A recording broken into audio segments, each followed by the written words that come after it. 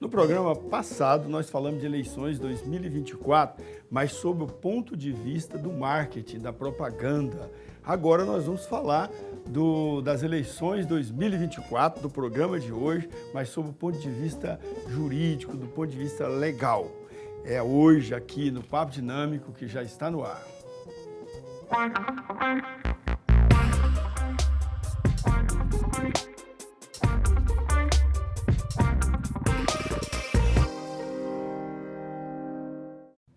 Olá, gente boa, muito boa noite. Estamos iniciando o Papo Dinâmico na PUC TV Goiás, todo domingo, 10 da noite. E também nas redes sociais, no canal do programa Papo Dinâmico no YouTube, no canal da PUC TV Goiás também no YouTube e no perfil social do nosso programa Papo Dinâmico nas redes sociais, no Twitter, no Instagram, no Facebook. Não deixe de nos acompanhar, compartilhar os nossos programas, curtir também e mandar sua mensagem aqui para nós, sugerindo temas e convidados para participar aqui com a gente entrevistar e levar um conteúdo instrutivo, formativo, né, que possa edificar você e sua família. Hoje nós vamos falar de eleições 2024 do ponto de vista jurídico, com o nosso convidado aqui, professor de Direito Eleitoral da PUC Goiás, né, Alexandre Azevedo. Obrigado, professor. Seja bem-vindo aqui ao Papo Dinâmico. Eu que agradeço, né, o convite para estar aqui. Me coloco à disposição sempre que for necessário, em outras oportunidades, né? E agradecer o convite, desejar uma boa noite ao nosso telespectador que está nos assistindo, né, esperando trazer esclarecimentos necessários aí sobre essa questão, né, tão importante na vida democrática que são as eleições. Perfeito. Vamos começar assim. Para ser candidato, o pretendente tem que atender algumas condições, né? Quais são essas condições? Para ser candidato, ele precisa, né, ter as chamadas condições de elegibilidade, né, condições para se candidatar, e ele não pode ser inelegível, né? As condições de elegibilidade, de forma geral, né, a nacionalidade brasileira, direitos políticos, a filiação partidária, domicílio eleitoral na circunscrição do pleito e também a idade mínima. A idade mínima ela é variável de acordo com o cargo. Para aquilo que nos importa agora nessas eleições, né, nesse pleito, 18 anos para vereador e 21 anos para prefeito. Vereador ou vereadora, né, prefeito ou prefeita. Nossa, podemos ter um vereador de 21 anos, 22 anos? É possível ser podemos ter um vereador de 18. Prefeito. Sim. Né? Nós já tivemos aqui no estado de Goiás, professor, uma situação interessante em Faina. O candidato, né, ele estava com algum problema para se candidatar, né, não tinha todas as condições, não reunia, teve o registro indeferido e ali faltando 5 dias para as eleições, na época isso era possível, ele desistiu e colocou o sobrinho no lugar. E é interessante, o sobrinho tinha 20 anos de idade, completaria 21 alguns dias após a eleição. Né? Ele completaria essa idade de 21 anos. É possível. Nessa idade de 21 anos, a pessoa pode completar até a data da posse, que é 1º de janeiro de 2025, nessas eleições. E aí eu fico preocupado, e aí eu falo sempre isso em sala, né? Uma pessoa com 21 anos de idade, provável que se candidata a prefeito, ainda mais na situação, né? Nunca teve um emprego. Pode ser o primeiro emprego da vida dele. É o primeiro emprego. Então, nunca administrou o próprio salário, um salário mínimo que seja, de trabalhando, né, tá dando duro por aquele salário, e de repente vai administrar em qualquer município, por menor que seja, no mínimo 2, 3 milhões por mês. Eu acho que é muito arriscado. O Brasil já teve até um imperador com 14 anos, né? Dom Pedro II virou imperador com 14 anos. Claro que ele não governou, né? Até ele adquirir a maioridade, o governo foi exercido por uma tríplice, né? Sei lá como é que chamava lá, um colegiado, né? Que governava o Brasil. Mas isso é outra história. O importa é que para vereador, então, o cara tem que ter 18 anos. Mas para votar, ele não precisa ter 18 anos. Não, para votar a partir dos 16 anos, o voto é facultativo, isso até os 18, dos 18 para frente aí o voto é obrigatório, ou pelo menos o comparecimento, né? Porque vai poder votar branco, nulo, enfim, né? Sim, mas ele tem que, é obrigatório. ele tem que comparecer na urna e apertar o botãozinho. Exato. Se ele não apertar, não votou, nem que seja em branco ou nulo, né? Exatamente. Mas também tem um máximo de idade, né, que é obrigatório. Até os 70 anos, a partir dos 70 anos, é facultativo. Facultativo então, também. Tá, e problema de saúde não influencia? Não, se tiver problema de saúde e que for impeditivo de comparecer no dia da eleição, ele pode juntar ali um atestado médico, né? E fazer a justificativa. E hoje o atestado médico pode ser juntado no aplicativo e-título, né, do celular. A pessoa faz o print ali, encaminha para a Justiça Eleitoral dentro desse aplicativo e já vai estar justificado. Você falou aí, tem que ter idade, no caso, vereador 18 anos, prefeito 21, você falou brasileiro, residente no domicílio, mas tem outras condições também, ele tem que estar em pleno exercício da sua capacidade jurídica, né? Sim, o pleno gozo, né, dos direitos políticos. E além disso, aí a questão mais complicada, né, ele não pode ser inelegível, né? Parece xingamento, né, ser inelegível. Para o político falar que o político é inelegível significa que ele não pode se candidatar. Aí nós temos várias hipóteses de inelegibilidade. Aí, geralmente é uma pessoa, né, que ou cometeu algum ilícito penal, administrativo grave, ou então até mesmo por vínculo de parentesco. Ele cometeu e foi julgado, né? Foi julgado e condenado. E esse julgamento tem que ocorrer em que instância? Pode ser um julgamento do Tribunal de Contas ou tem que ser do Poder Judiciário? Depende do motivo, né? Se for desaprovação de contas como gestor, Tribunal de Contas. Né? Okay. Tribunal de Contas. Vamos imaginar o presidente da Câmara de Vereadores, Tribunal de Contas. O prefeito, quem julga? Câmara de Vereadores, a prestação de contas dele. Então, se o político tiver com a sua prestação de conta reprovada ou não aprovada, ele não pode ser candidato? Não. O prefeito em exercício, por exemplo, não poderia ser candidato? Não, pode ser. O que impede é o julgamento, né, a desaprovação das contas por irregularidade insanável que configure ato doloso de improbidade administrativa. Okay. Então não é qualquer desaprovação, porque não ficaria, né, complicado. Agora, tem outras situações, né, por exemplo, uma pessoa que foi expulsa do conselho profissional. Né? Vamos imaginar... Você está falando o quê? Do CREA, do Conselho de Medicina, dos conselhos regionais profissionais das profissões? Medicina, economia? Isso, economia, psicologia. Né? A pessoa que foi excluída por, evidente, né, alguma ofensa ao código de ética daquela instituição, daquela profissão, ele também fica inelegível pelo prazo de 8 anos a contar dessa decisão. Tá, e se ele... político não votou na eleição passada, por isso ele não fica inelegível? Não fica, basta, e qualquer pessoa, basta ou justificar a ausência ou pagar a multa. Que se não justifica e não paga a multa, vai ficar uma questão de ausência de quitação eleitoral. Tá, e se a pessoa foi condenada a um crime? Tá condenada a cumprir prisão de reclusão ou... sei lá, outro tipo de pena, ele também pode ficar inelegível? Sim. No caso de pena, né, a inelegibilidade ela começa a partir do julgamento por um órgão colegiado e vai perdurar por 8 anos após o cumprimento de pena. Então vamos imaginar uma pessoa que foi condenada a 5 anos de prisão no Tribunal de Justiça de Goiás. Ele já está inelegível. A partir dessa decisão, ele já está inelegível. E aí ele recorre Independente do tipo de pena, se é regime aberto, regime semiaberto, tem fechado, os crimes, se é né? Detenção, reclusão. A lei estabelece os tipos de crime, não é qualquer crime. Então, por exemplo, calúnia não gera inelegibilidade. Tá?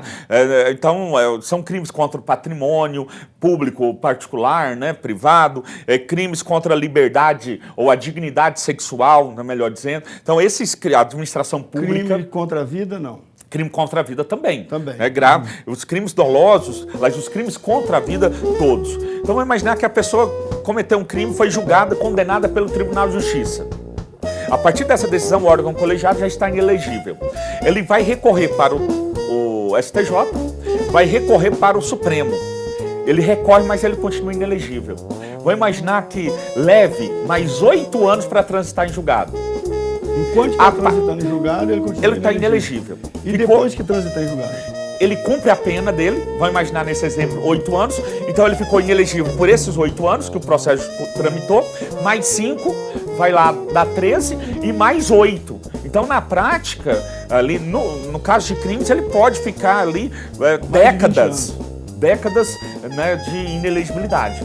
Ah, perfeito. Nós vamos voltar no próximo bloco sobre esse assunto, mas no próximo bloco nós vamos falar principalmente das regras para propaganda eleitoral. Você que é candidato ou você que é eleitor interessado no processo eleitoral, fica atento. Nós vamos trazer dicas importantes para você não incorrer em ilícito se é candidato e para o eleitor também se proteger contra a propaganda enganosa. Já voltamos.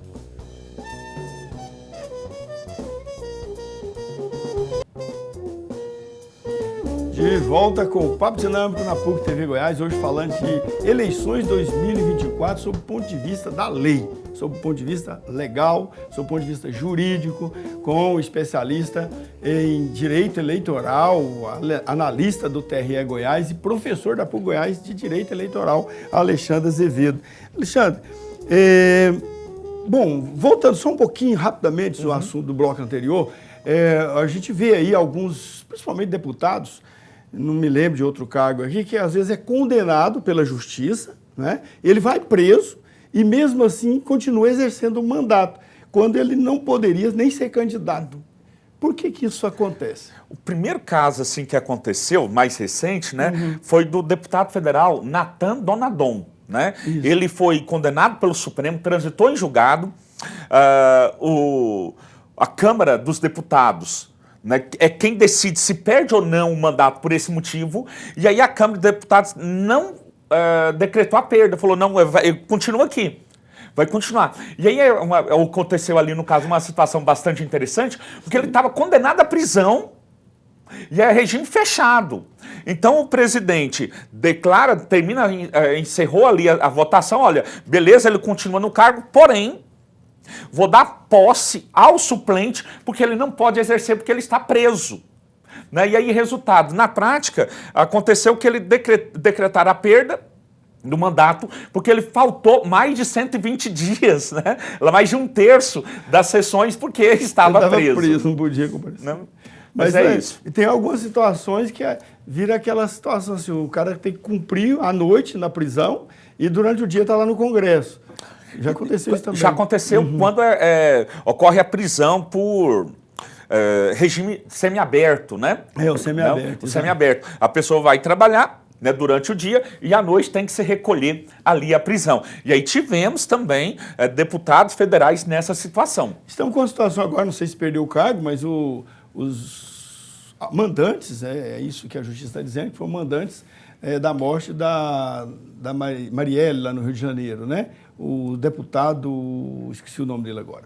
Eu também não. Mas parece que ele está preso, né? e continua deputado, não foi cassado. Aí ele continua, né? Porque está preso, e aí vai ter aquela situação, mesma coisa. Se alguém representar lá, faltou mais de 1/3 das sessões legislativas, em tese, né, é motivo de cassação. Aí quem decide essa cassação é a Câmara. Tá, ok. Então, a Justiça, o TRE, o TSE não tem o poder de cassar o mandato dele. Quem caça é a Assembleia Legislativa, embora depois ele não possa, se ele continuar lá como deputado, ele não pode ser candidato à reeleição ou qualquer outro cargo, porque ele está inelegível. Inelegível por condenação criminal. Perfeito. Exato. Tá, ok. Bom, vamos em relação às regras para a propaganda eleitoral. O que é permitido e o que não é permitido? Hoje nós estamos gravando o programa, mas quando o programa estiver no ar, já deu dia 16, né? O programa vai ao ar dia 18. Então, a campanha desse ano começa dia 16. É isso. Então, neste momento, nosso telespectador está nos assistindo, nós estamos, então, em plena campanha. Exato. O que é permitido nesse período e o que não é? Olha, praticamente tudo, né? Assim, o leque é muito amplo. Então ele pode pedir voto de casa em casa, porta em porta, ele pode entregar os panfletos na rua através de cabo eleitoral, carro de som, desde que seja em algum evento, né? Carreata, passeata, comício, tem que comunicar a Justiça Eleitoral 24 horas com antecedência, pelo menos. Comunicar, não pedir autorização. Né? Tem que fazer esse comunicado para carreata, passeata. Esse comunicado pode ser feito via e-mail, WhatsApp, sim, site? É mecanismo mais rápido ali da Justiça Eleitoral. No local dele, né? Ali no local dele faz essa comunicação. Isso para quê? Para controlar os gastos, né, de campanha eleitoral. Nas redes sociais, ele pode fazer propaganda propositiva com impulsionamento, né, pagar, desde que seja na conta do partido ou do candidato. Né? Eu, Alexandre, o senhor, nós dois não podemos pegar a propaganda de alguém, de algum candidato de nossa preferência e falar, eu quero que esse cara ganhe, ou essa pessoa ganhe, essa mulher ganhe, e eu vou impulsionar essa propaganda. Eu não posso fazer isso. Né? Tem que ser algo partido dessa pessoa, porque vai ter gasto, né? E vai ter que contabilizar. Agora, importante que a questão da inteligência artificial, né? É algo que tem uma tendência a ser mais utilizado, né, nessa eleição e também nas eleições seguintes. Pode ter uso de inteligência artificial? Pode até a página 2. Né? Pode usar, só que eu não posso utilizar para falsear a verdade, a realidade. Né? Então vamos imaginar que o candidato de repente use a inteligência artificial para fazer um vídeo, né, comprometendo o seu adversário, ou faz um vídeo com a imagem de algo que supostamente ele mesmo fez, mas que não é verdade. Né? E vão imaginar que ele coloque isso, né, marchando ali na frente de uma multidão ou gritando. Então é algo que está atraindo o eleitorado para ele, né? Vontade do eleitorado, mas que não corresponde à realidade. Aí então essa modalidade de inteligência artificial não pode ser utilizada. Mas eu posso utilizar para outras, né, para fins lícitos. Mas o que mais se usa de inteligência artificial em campanha é o rejuvenescimento facial. O cara tem uma cara de, sei lá, não vou dizer isso, mas enfim, ele muda a cara. Né? Torna a imagem dele um pouquinho mais simpática, o que ele acha que é mais de acordo com o seu... Eu tenho 48 anos, né? E lá na adolescência eu vi muito pessoal falando, agora é a época dos políticos passar o pó de arroz, né? Para rejuvenescer e tudo. Agora não precisa, né? Tem ali... Tem já os aplicativos. Os aplicativos, os filtros, né? Coloca ali o filtro. Eu brinco, né, com os meus filhos e falo, graças a Deus estou casado. Que vocês agora estão enrolados. E aí é tanto para homem quanto mulher. Coloca ali um filtro, é outra pessoa. Tá, né? Isso é permitido. Isso aí é permitido, né? Essas questões de filtro e tal, né? Tirar marcas de expressões, não tem problema, né? Porque não é algo que vai prejudicar a pessoa e não é algo que está enganando o eleitor, né? A imagem ali, for a imagem que vai aparecer na urna, perfeito. Tá, digamos que ele tem uma bandeira, o candidato tem uma bandeira de ajudar, digamos, os moradores de rua. Mas ele não tem nenhuma fotografia com morador de rua. Ele pode produzir uma imagem de inteligência artificial com essa situação para ilustrar a sua ideia? Aí o senhor trouxe um exemplo que é muito complicado, né? Que ele tem a bandeira, que é bem do político mesmo, né? Tem a bandeira de algo e não tem a foto ali, né? Pode utilizar para isso? Pode utilizar. Pode fazer uma foto dele, né? Cercado ali de moradores de rua, ou de pessoas em situação de rua, né? Mas ele tem a obrigação de colocar imagem criada perfeito. A partir de inteligência artificial. O melhor, então, é só ir em qualquer cidade grande, né? Vai ali pelo centro, tem vários moradores, ele tira a foto ali em tempo real. Está permitido usar trio elétrico? Pode utilizar carro de som, trio elétrico, desde que seja em evento de campanha. Comício, carreatas e passeatas. Aí pode utilizar. Artista não pode pôr cantando. O artista tem uma situação nova na resolução e eu sempre que me perguntam, eu falo, olha, deixa o povo testar lá para depois vocês fazerem, porque isso aí tem uma potencialidade de dar problema. Que é o seguinte, é possível a realização de show ou de um evento artístico para arrecadar dinheiro. Então, o candidato tem ali algum colega que é cantor, fala, olha, vamos fazer aqui um evento para arrecadar dinheiro para mim. Beleza. Você canta? Eu canto. E aí vai cobrar ingresso, as pessoas vão participar ali, vão pagar ingresso, e esse dinheiro, essa renda, vai ser revertida para esse candidato.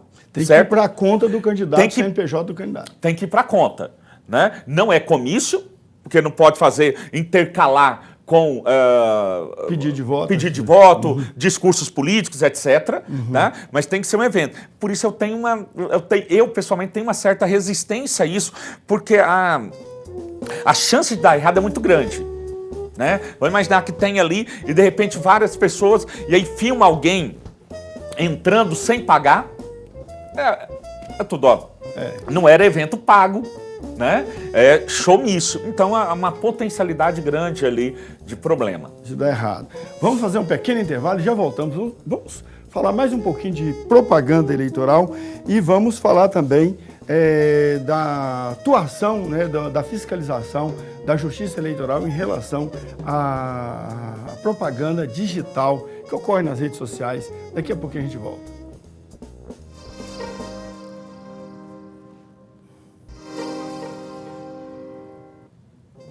De volta com o Papo Dinâmico na PUC TV Goiás. Hoje nós estamos falando de eleições 2024, sob o ponto de vista legal, sob o ponto de vista jurídico, com o especialista em direito eleitoral, professor da PUC Goiás, Alexandre Azevedo. No bloco anterior a gente falava ali da possibilidade de fazer show para arrecadar dinheiro, mas o show não pode ter propaganda eleitoral. E há o risco de repente, acontecer algum fato que descaracterizaria essa função do show. Você falava de alguém entrar de graça, né? Mas poderia de alguém, por exemplo, o próprio cantor, de repente dar uma parada e vocês vão votar no nosso candidato ou não vai? Isso não pode, né? Essa situação ela é limítrofe, né? Porque o evento é para arrecadar, né? O evento, a finalidade do evento é para isso. Tá? Não é para ser intercalado ali com showmício, mas ao mesmo tempo que não é evidente, ele vai estar falando, olha, eu estou aqui agora para arrecadar dinheiro para o nosso candidato, e aí de repente empolga, né, e começa e transforma aquilo ali num showmício. Esse é o maior problema que eu vejo. O showmício é proibido. E qual o risco de descumprir essa regra? É a candidatura ser cassada ou ser multado? Aí é que tá, né? A legislação eleitoral, ela é muito falha nesse sentido, porque quem faz, né, são os próprios políticos, né? Então, tá lá apenas no artigo, é proibido showmício. E não tem nesse artigo a pena, a sanção. Aí a gente faz uma interpretação extensiva, porque lá no artigo 30A da própria lei, fala, olha, é vedado, né, a pessoa que gastar ou arrecadar recursos de forma não prevista ou contrária àquilo que está nesta lei, perderá o diploma se eleito.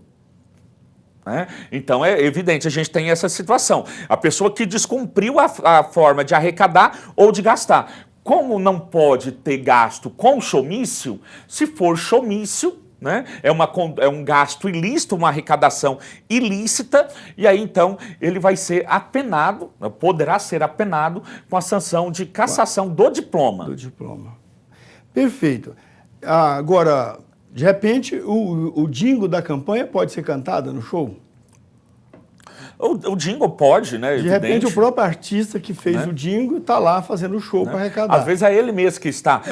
Mas foi por isso que eu falo o seguinte, essa situação que está prevista agora pela primeira vez, né, na resolução da Justiça Eleitoral, vai ser objeto aí de muita discussão, né?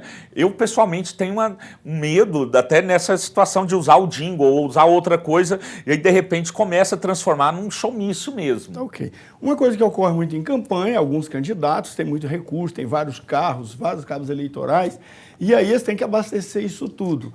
É possível dar vale combustível para as equipes. Desculpa aí, produção, caiu um copo d'água aqui, mas no intervalo a gente conserta isso. Acho que dá para a gente conduzir o programa, não sei que o professor peço desculpa, queira água agora. Não tem problema não, isso acontece, né? Um programa é gravado, mas é gravado ao vivo, digamos assim. Não tem problema não. Então, professor Alexandre, vale combustível para a equipe, digamos assim, de trabalho, porque é possível contratar empregados para a eleição, né? Uhum.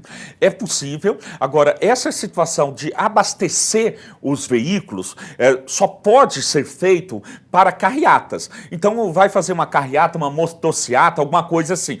Pode abastecer? Pode abastecer. E a lei diz que vai abastecer até 10 litros por veículo. E na nota fiscal tem que estabelecer, tem que estar previsto ali quantos veículos foram abastecidos.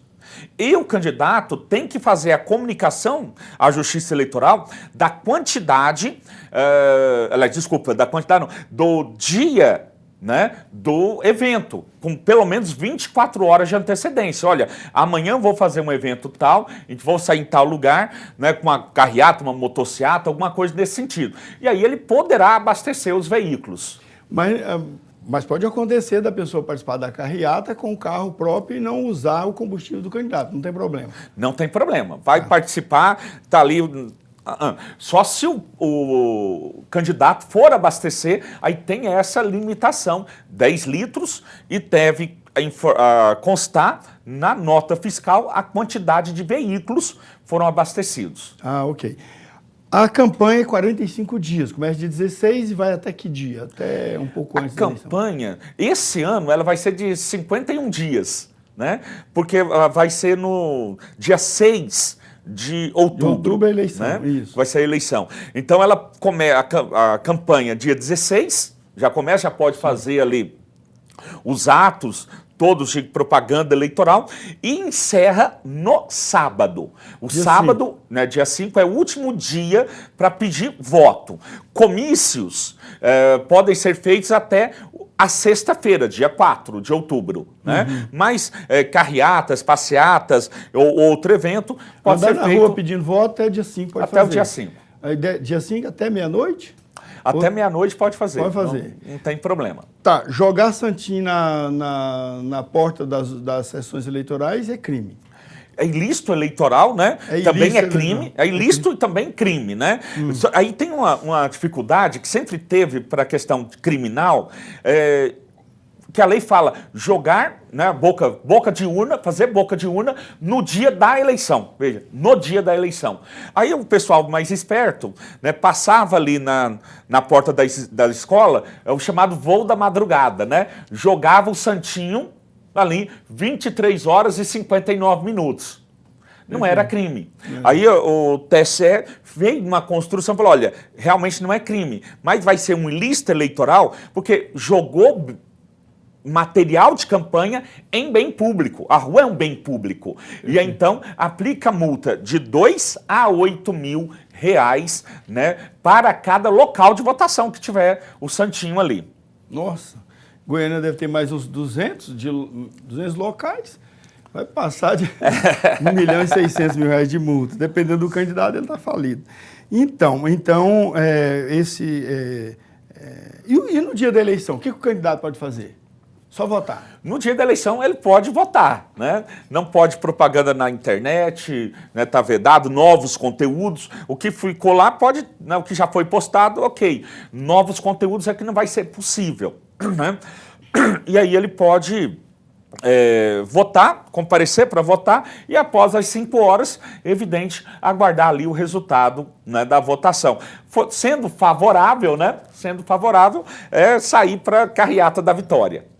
Tá, durante a campanha, quais as penalidades que o candidato pode sofrer?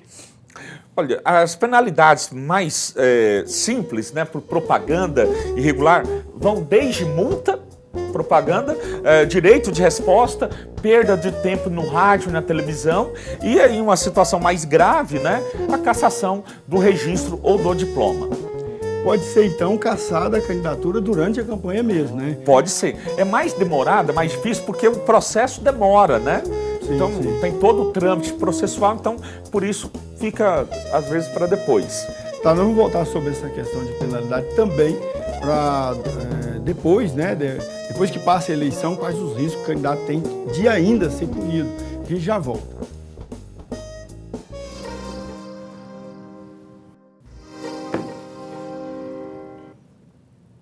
De volta com o Papo Dinâmico na PUC TV Goiás, hoje falando, né, de eleições 2024, sobre o ponto de vista legal, sobre o ponto de vista jurídico, os riscos que os candidatos incorrem ao fazer campanha, ao se atrever a ser candidato, ou melhor, ao se dispor, ao se ousar em ser candidato. É uma ousadia ser candidato, né? Mas ele não vai ser punido por conta disso, né? Ele vai ser punido... Mas é tanta regrinha que ele acaba correndo risco demais, não? Não. É evidente, tendo uma assessoria, né, jurídica adequada para explicar o que pode e o que não pode fazer, mas a questão é muito intuitiva também, né? E ele não vai ficar pagando multa. O primeiro risco, ele tem que ter uma conta corrente, em nome dele, com CNPJ de candidato. Isso. Certo? Ele tem que ter isso e todo recurso que ele movimentar tem que passar por essa conta. Tem que passar. Então o primeiro risco já corre aí, porque ele... Mas eu acho que é mais uma proteção para ele. Porque o senhor imagina o seguinte, se ele fosse usar a conta pessoal dele para transitar o dinheiro da campanha, o senhor não concorda comigo que ele, pessoa física, estaria fazendo aquela dívida? Então, o patrimônio dele, pessoal dele, é que responderia pela dívida. Tá, mas e se alguém cede... Haveria confusão. Porque isso, a partir de quando ele pode operar essa conta? A partir de agora. Ele fez o registro de eleição. Fazendo o registro de candidatura, ele vai ter o CNPJ, Sim. vai abrir conta e aí pode arrecadar especificamente para aquela campanha. Até ele começar a fazer campanha, ele já fez um monte de coisa. Ele já participou da pré-campanha, ele participou da pré-convenção. Para participar da pré-convenção, ele teve que fazer santinho, teve que fazer cartaz, para militância, claro, mas fez um monte de barulho. E às vezes fez barulho até na cidade também. É isso. Certo? Isso tudo não deixa ele exposto? Do ponto de vista jurídico, correndo risco de alguma punição? Não. Aí é a questão de ter uma assessoria jurídica para falar, olha, o que pode e o que não pode ser feito, como pode ser feito. Né? O direito está ali, tem várias restrições? Tem, mas tem as permissões. E aí fazendo dentro daquilo que é permitido, vai tranquilo. Tá, ele tem que montar um comitê dele, aí ele ganha um espaço. Ele pode ganhar esse espaço para montar o comitê? Sim, pode ser uma doação estimável em dinheiro, né? A cessão do local, né? Ali para ele ter o seu comitê central. O doador tem um limite com base no imposto de renda. Isso. Né? Aí duas situações, né? Em relação à doação financeira, aí tem um limite do imposto de renda. Em fase de doação de patrimônio ou de serviço, aí não tem essa limitação. Os bens têm ali uma limitação de valores, né? E tal, mas aí é importante que o doador seja pessoa física, não pode ser pessoa jurídica não pode doar de forma alguma, né? Tem que ser pessoa física, e aí sim ele poderá fazer essa campanha. Tá, e depois, para contratar as pessoas que prestam serviço na campanha, é sempre um problema, porque sempre há o risco de contratar uma pessoa, a pessoa não cumprir o objeto do contrato, numa campanha isso ocorre muito, não cumprir o objeto do contrato, e ele, às vezes, tem que tomar alguma providência, tipo, fazer um distrato, ou contratar outro prestador, e aquele prestador que não prestou serviço depois ficar cobrando e depois alegar que não recebeu ou que trabalhou mais e tem dinheiro para receber. Tudo isso depois da campanha pode acontecer, pelo menos é o que a gente vê depois das eleições, né? Vários problemas na justiça em decorrência da prestação de conta. E, às vezes, a prestação de conta o problema na prestação de conta é devido à má prestação do serviço do prestador.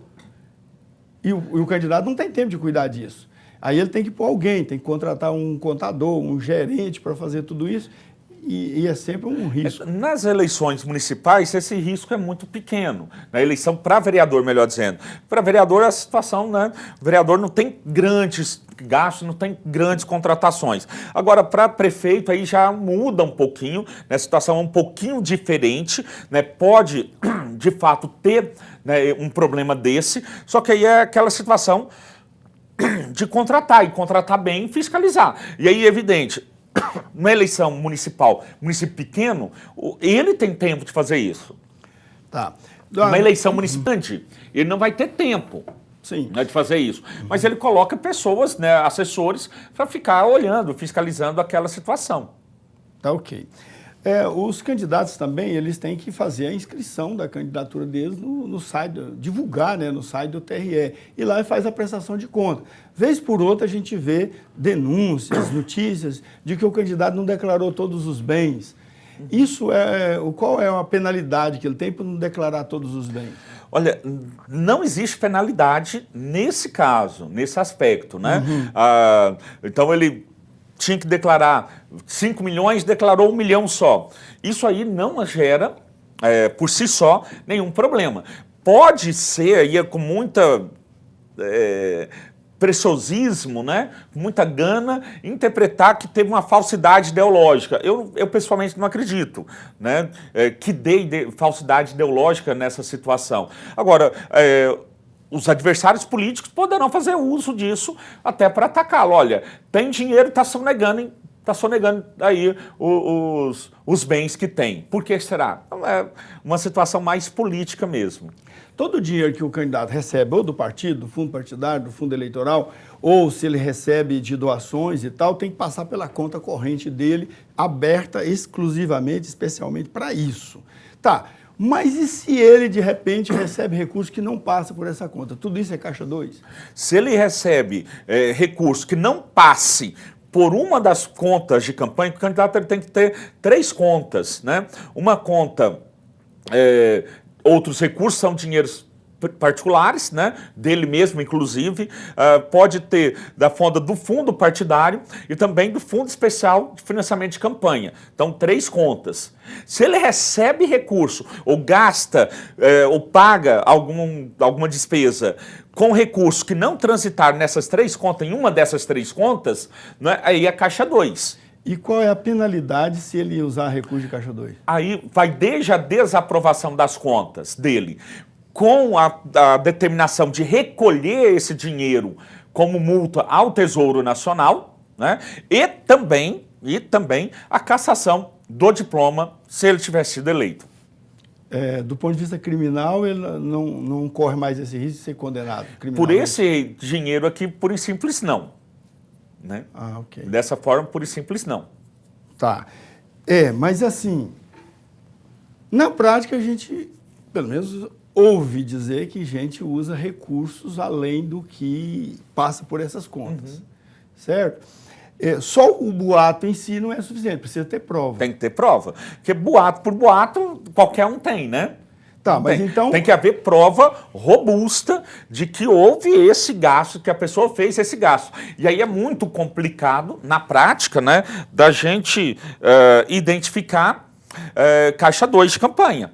Na prática é muito, porque você precisa ter uma prova concreta e cabal daquilo para aplicar a sanção. Tá, o candidato ele tem direito de contratar algumas pessoas para ajudá-lo. Sim. Em que situação isso extrapola, digamos, o caráter realmente de contratado, de prestador de serviço para a campanha? O que é o prestador? É o cara que sai distribuindo santinho, o cara que dirige, né, tem um monte de gente, os cabos eleitorais, né? Pessoal de produtor e tal. Mas, principalmente, quando vai chegando perto da eleição, de repente, alguns candidatos começam a contratar gente para ajudar na campanha. Até quando isso é abuso? A lei estabeleceu um limite de contratações. Né? Até, no município que tenha até 30 mil eleitores, pode contratar 1% como cabo eleitoral. O município que tenha mais de 30 mil eleitores, 1% desses 30, 300, e mais um cabo eleitoral para cada grupo de 1.000 pessoas, que exceder, né, os 30 mil. Então, se tem 36 mil, 40 mil, mais ou menos, municípios médios de Goiás, tem 40 mil, seria o que? 310. 310 cabo eleitoral. Isso. No município aí com 40 mil eleitores. Ok. Professor Alexandre Azevedo, o nosso tempo acabou, temos que encerrar o nosso programa, mas valeu, acho que deu todas as dicas aí, os nossos candidatos estão suficientemente alertados, né, do ponto de vista legal, e o nosso eleitor também tem instrumento para exigir aí postura legal, né, e ética também dos nossos candidatos. Então, muito obrigado mesmo, foi ótimo. Eu que agradeço, é um prazer estar na PUC TV, né? Nossa casa, também sou puciano, né? E me coloco sempre à disposição de vocês e outros, né, programas aqui da casa que for necessário a gente levar esclarecimentos, né, sobre o direito eleitoral. Ok, muito obrigado. E para você que nos acompanha sempre, nosso abraço e até a próxima.